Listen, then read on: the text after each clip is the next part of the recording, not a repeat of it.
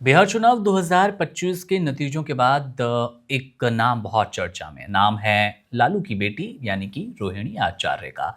और वो नाम चर्चा में है इस बार एक आप कह लीजिए, आपको पसंद आए ना पसंद आए, पारिवारिक कलह के कारणों को लेकर रोहिणी आचार्य ने अपने परिवार से नाता तोड़ दिया है, राजनीति छोड़ दी है और आरजेडी का भी साथ छोड़ दिया है। एक पोस्ट आता है पिछले दिन ही, जब 15 तारीख को वो पोस्ट शाम के आसपास आता है।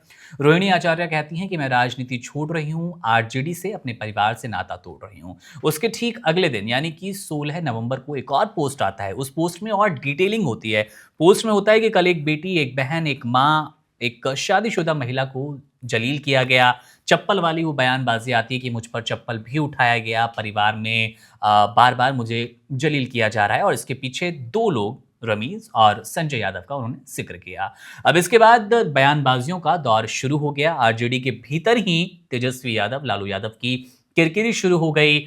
कहीं ना कहीं आप कह सकते हैं रोहिणी आचार्य को समर्थन मिलना शुरू हुआ। रोहिणी आचार्य के साथ और दूसरे कार्यकर्ता लोग, खुद तेज प्रताप यादव भी आए। किसने क्या किया, क्या कहा, इन पर बात करने के लिए हमारे साथ है वैभव। वैभव, अभी तक किस किस पॉलिटिशियन ने, तेज प्रताप यादव का भी हम सुनना चाहेंगे, अपनी बहन का किस तरह उन्होंने समर्थन किया है, और रोहिणी के साथ कौन कौन खड़ा नजर आ रहा है?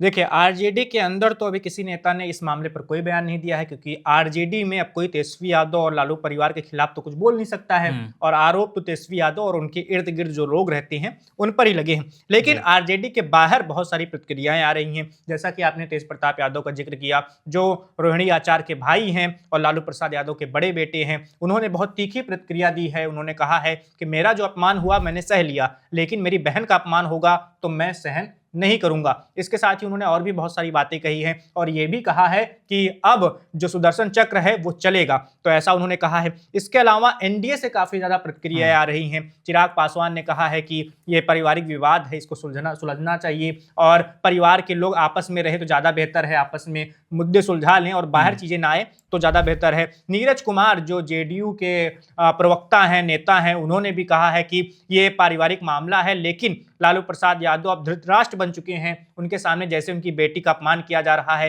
वो बेटी जिसने उनको एक तरीके से नया जीवन दिया है किडनी देकर, उस बेटी का अपमान किया जा रहा है और लालू प्रसाद यादव चुप हैं, उनको जवाब देना चाहिए, ऐसा नीरज कुमार ने कहा। एक प्रतिक्रिया आई है साधु यादव की ओर से, जो जी। मामा हैं रोहिणी आचार्य के, और वो हालांकि वो अभी आरजेडी में नहीं है, लेकिन उन्होंने कहा है कि अभी जो कुछ चल रहा है लालू परिवार में वो बिल्कुल भी ठीक नहीं है और हम्म। ये सब चीजें सही होनी चाहिए। उन्होंने कहा है जो झगड़ा है एक झगड़ा खत्म होना चाहिए, आपस जी। में बैठकर मुद्दे सुलझा लेना चाहिए, जहां जहां भी असहमतियां हैं या जहां जिस बिल्कुल। चीज पर लड़ाई हो रही है वो चीजें खत्म कर लेनी चाहिए। मतलब आरजेडी की तरफ से हम मान सकते हैं, कह सकते हैं कि कोई एक शख्स सामने नहीं आया है। सबसे ज़्यादा अगर उम्मीद किसी से थी तो वो थी छोटे भाई तेजस्वी यादव से, और उनके साथ ही पिता लालू यादव से। इन दोनों का भी कोई स्टेटमेंट अब तक, जिस वक्त हम ये वीडियो रिकॉर्ड कर रहे हैं, नहीं आया है। वैभव, क्या चुप्पी के पीछे क्या वजह हो सकती है? मैं क्विक कमेंट चाहूँगा दर्शकों के लिए। आखिर क्यों भाई होकर, पिता होकर आप कोई कमेंट नहीं कर रहे हैं? आपके ऊपर इतने संगीन और बड़े आरोप लग रहे हैं, और एक महिला जो कि आपकी बेटी है, आपकी बहन है, वो इस तरह के आरोप लगाए, तो उसके बाद भी आप चुप हैं।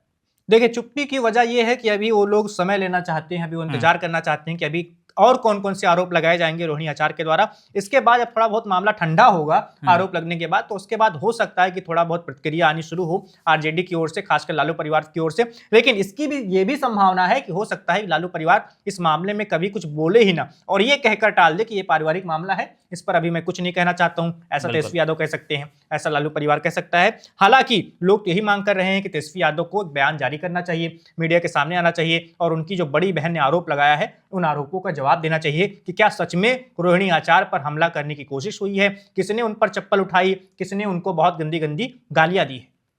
बिल्कुल। अभी तो क्योंकि कोई बयानबाजी आई नहीं है, आरजेडी की ओर से कोई प्रतिक्रिया नहीं, और वैभव ने जिस बात का जिक्र किया, इसकी संभावना ज़्यादा प्रबल नज़र आ रही है कि आरजेडी से भी पारिवारिक मामला कहकर टरका दे, टाल दे, जैसे कि बाकी दल कर रहे हैं। जेडीयू की ओर से प्रतिक्रिया आ रही है, बाकी राजनेताओं की ओर से आ रही है। बहरहाल, मामले पर हमारी नज़र रहेगी। 2 दिन 2 लगातार पोस्ट और एक के बाद एक धमाके। रोहिणी आचार्य परिवार से नाराज़ हैं, राजनीति छोड़ चुकी हैं, भाई से मतभेद है, पिता से मतभेद है, लेकिन तेजस्वी यादव के ही जो बड़े भाई भाई हैं तेज प्रताप यादव, वो अपनी बहन के साथ आए हैं और कहा है कि बहन का अपमान नहीं सहूँगा। अब तेज प्रताप यादव क्या-क्या ऑफ़र देते हैं, ये वाली बात ज़्यादा दिलचस्प है, देखना दिलचस्प रहेगा कि किस तरह से ये पारिवारिक कलह और आगे बढ़ेगा और बयानबाज़ियाँ किस तरह चलती नज़र आती है, किसका स्टेटमेंट सबसे पहले आता है आरजेडी की ओर से। मामले पर हमारी नज़र बनी रहेगी, आपसे अपडेट शेयर करेंगे, कौन क्या बोला, कौन क्या कहेगा आगे। स्टूडियो में हमारे साथ थे वैभव मिश्रा, मेरा नाम है मुकुंद, आप बने रहिए वन इंडिया के साथ। शुक्रिया। Subscribe to One India and never miss an update. Download the One India app now.